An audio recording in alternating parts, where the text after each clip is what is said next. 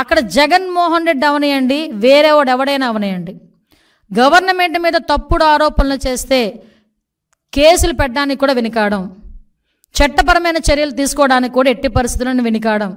ఎవడైనా సరే, అక్కడ జగన్మోహన్ రెడ్డి, పులివెందుల ఎమ్మెల్యే జగన్మోహన్ రెడ్డి ఉన్నాడా, సమ్ ఎక్స్ ఉన్నాడా మాకు అనవసరం.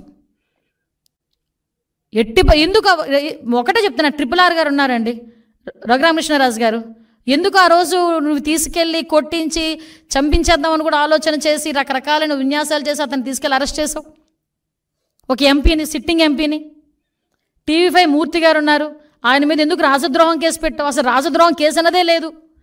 అసలు యాక్చువల్గా రాజద్రోహం కేసు అనేది నువ్వు చెప్పినట్టు నువ్వు పెట్టినట్టు ఉంటే కనుక ఫస్ట్ ఈరోజు కేసు బుక్ చేయబోయేది రాజద్రోహం కేసు నీ మీదే ఫస్ట్ బుక్ చేయబోయేది.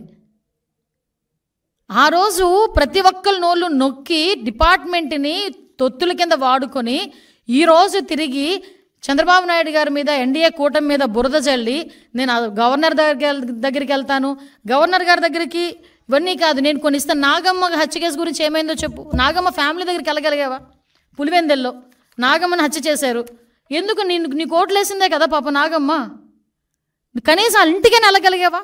పోనీ సీఎం స్థాయిలో వెళ్ళలేకపోయావు, మరి మొన్ననే వెళ్ళలేకపోయావా?